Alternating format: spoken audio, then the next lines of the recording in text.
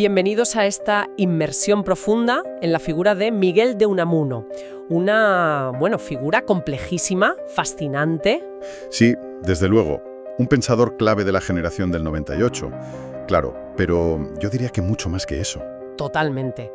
Era como la encarnación de la tensión pura, ¿no? Fe contra razón, el individuo frente a la masa. Y esa lucha tremenda con la idea de la muerte, el ansia de eternidad contra la certeza de que todo acaba. Un agonista, como se le ha llamado. Justo. Pues hoy vamos a intentar desentrañar un poco a este Unamuno, basándonos en distintas fuentes sobre su vida, su obra. El objetivo es ese, explorar las claves de este humanista tan genial como, contradictorio. Y veremos que su pensamiento sigue muy vivo, sorprendentemente. Sí, esa es la idea. Recorreremos su vida, que estuvo llena de crisis personales, de choques políticos también. Nos asomaremos a sus obras más importantes, hablaremos de eso de la nivola. Ah, la nivola, sí, su invento. Y, claro, nos meteremos de lleno en sus ideas. El sentimiento trágico, la intrahistoria, el hombre de carne y hueso. Y veremos por qué Unamuno nos sigue hablando tan directamente hoy en día. Pues empecemos por el principio. Bilbao, 1864. Ahí nace. Sí, en un ambiente familiar católico. Y además le toca vivir de niño las guerras carlistas. Muy de cerca. Claro. De hecho, el sitio de Bilbao, entre el 73 y el 74... las fuentes dicen que eso le marcó muchísimo. Hombre, imagínate ver eso desde tu ventana con apenas 10 años. Debió dejarle una impresión imborrable, ¿eh? Esa visión de España enfrentada, trágica. Ya. Y también está la muerte de su padre, ¿no? Muy pronto, además. Sí, en 1870. Miguel tenía solo 6 años. Y se sugiere que esa pérdida tan temprana pudo ser como una primera semilla de esa angustia existencial, ¿no? Esa pregunta por el después que le acompañará siempre. Exacto. Luego, va a Madrid a estudiar filosofía y letras. Y ahí se empapa de lo que había en la época. Claro, el krausismo, esa corriente que buscaba regenerar España moral y educativamente. También el positivismo, la fe en la ciencia. Pero ya apuntaba maneras críticas, ¿eh? ¿Su tesis doctoral? Sí, curioso. Fue sobre la lengua vasca, pero, ojo, argumentando contra las ideas de una raza vasca pura. Ya marcaba distancias con los nacionalismos que empezaban a surgir. O sea que ya era Unamuno. Sí, ya era él. Pero su lugar en el mundo, su hogar espiritual, va a ser Salamanca. Ahí consigue la cátedra de griego en 1891 y luego rector en 1900. Eso es. Y el rectorado no fue solo un cargo, Fue casi una extensión de su personalidad, su plataforma para intervenir, para polemizar. Salamanca se convirtió en su paisaje, ¿no? Interior y exterior. Totalmente. Las tertulias en el Café Novelty, todo eso, forman parte de la leyenda y de la realidad de Unamuno en Salamanca. Y es allí, en Salamanca, donde vive esa crisis tremenda de 1897. Un antes y un después. Sí, un punto de inflexión brutal. Las fuentes hablan de una depresión profundísima, espiritual. Un cara a cara con el vacío, con el terror a la aniquilación, a dejar de ser. Terrible. Y parece que hubo un detonante, o algo que lo agudizó. La enfermedad grave de un hijo suyo, que padecía hidrocefalia. Ese dolor concreto avivó el pánico existencial. Claro, entonces esa crisis no es solo un dato biográfico, es fundamental para entender su pensamiento posterior. Es que es el crisol. Ahí se derrumba su confianza en el racionalismo positivista y nace su filosofía agónica. Ya no busca respuestas fáciles, ni consuelo en la razón. Asume la tensión. Exacto. Asume la tensión como condición humana. La fe ya no va a ser una certeza tranquila, sino una lucha desesperada, un querer creer a pesar de todo. Y esa lucha será el motor de casi toda su obra. Y esa lucha interna, claro, también se proyecta hacia afuera, sus encontronazos políticos. Es que no se callaba, fue un crítico feroz de la monarquía de Alfonso XIII y luego, clarísimamente, de la dictadura de Primo de Rivera. Y eso le costó caro. Pues sí, le costó el rectorado y el destierro a Fuerteventura en 1924. Lo vivió como un ultraje a su conciencia, a su libertad. Y aunque luego lo indultan, él decide seguir en el exilio, ¿no? En Francia. Sí, un exilio voluntario en París, luego en Hendaya. Quería mantener viva esa llama de la oposición intelectual desde fuera. Imagino su regreso en 1930, cuando cae la dictadura. Debió ser triunfal. Apoteósico. Fue recibido como un símbolo, como un héroe cívico. Y con la República, al principio se ilusiona. Él mismo la proclama en Salamanca, ¿verdad? Y sale diputado. Sí, sí, pero Unamuno era Unamuno. Pronto empieza el desencanto. Critica el sectarismo, la demagogia, lo que él veía como errores de la República. Es cuando acuña eso de la alteroutralidad. Justo, que no era una neutralidad pasiva, era más bien una implicación crítica, pero siempre desde su independencia radical. No se casaba con nadie. Y llegamos al momento más dramático, quizás, la guerra civil. Su postura inicial fue compleja. Sí, muy compleja. A ver, inicialmente apoya la sublevación militar. Parece que la vio, quizá con ingenuidad, quizá con desesperación, como una forma de frenar lo que él percibía como el caos republicano. Incluso hizo un llamamiento a intelectuales europeos. Sí, pidiendo apoyo para el bando nacional, presentándolo como una defensa de la civilización occidental frente al comunismo. Una visión que, bueno, vista hoy... Pero esa visión le duró muy poco. Poquísimo. El horror de la represión en la zona nacional, especialmente en Salamanca, le golpeó de forma brutal. Empezaron a matar a gente cercana a él. Exacto. El alcalde republicano de Salamanca, Casto Prieto Carrasco, amigo suyo, su exalumno Salvador Villainés, fusilado en Granada, el pastor protestante Atilano Coco, todo eso lo sumió en una desolación terrible. Consta que suplicó clemencia a Franco por algunos, pero sin éxito. El supuesto orden regenerador era... una barbarie. Se dio cuenta enseguida. Y todo ese desencanto estalla en el famosísimo incidente del Paraninfo, el 12 de octubre del 36. Uf, qué momento. Un acto académico, Día de la Raza, con la mujer de Franco, Carmen Polo, presente, y el general Millán Astray. Y Millán Astray suelta sus famosos exabruptos. ¡Muera la inteligencia! ¡Viva la muerte! Eso es.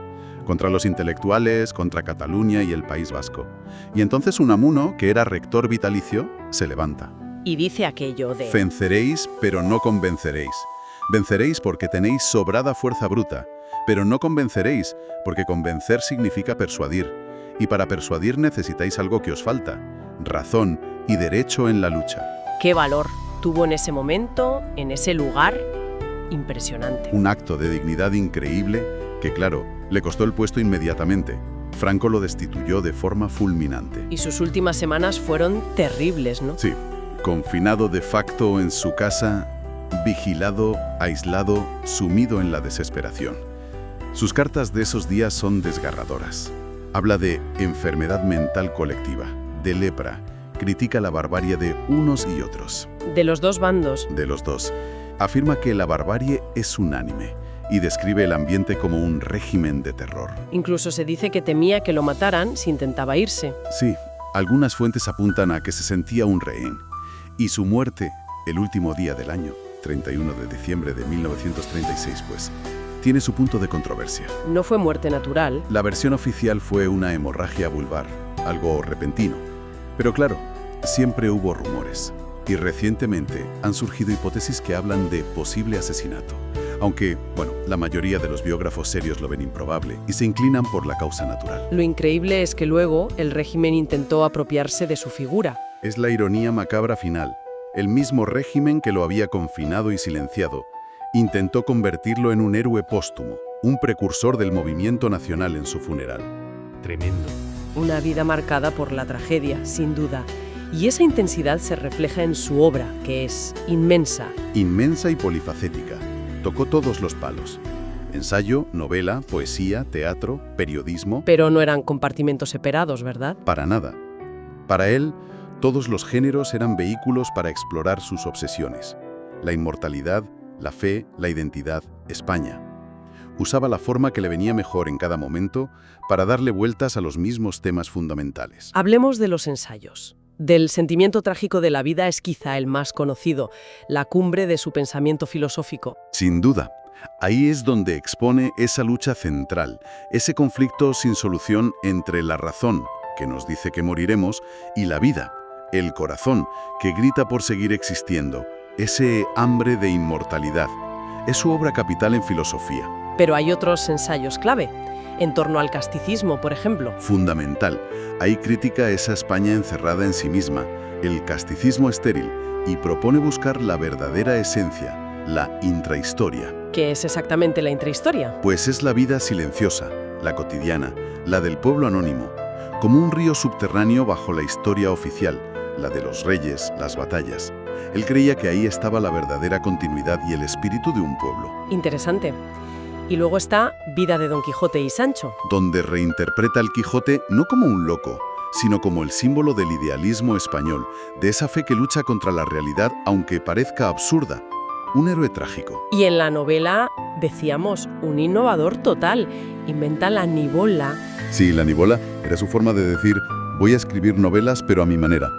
Quería quitarle el lastre realista, digamos. ¿Y qué características tiene? Pues son novelas más centradas en el diálogo, en el conflicto interior de los personajes. La trama externa importa menos que las pasiones, las ideas que chocan. Son como dramas desnudos. Él decía que se hacían a sí mismas, que los personajes tenían vida propia. Y el ejemplo perfecto es Niebla, claro. Totalmente. Con Augusto Pérez, el protagonista, que se da cuenta de que es un personaje de ficción y se va a Salamanca a discutir con Unamuno, su creador. Es metaliteratura pura, modernísimo para su época. Radical. Una reflexión sobre la libertad, la existencia, la relación entre Dios y sus criaturas, entre el autor y sus personajes. Fascinante. Y no podemos olvidar San Manuel Bueno Mártir. Uf, esa es tremenda. La historia de ese cura de pueblo que ha perdido la fe, pero sigue predicando, sigue manteniendo la ilusión de sus feligreses por pura compasión, por amor. Es la encarnación de esa fe agónica que decías antes. Exactamente. Es el querer creer llevado al extremo, por el bien de los demás. Una fe que no se basa en la convicción intelectual, sino en la necesidad vital y en el amor.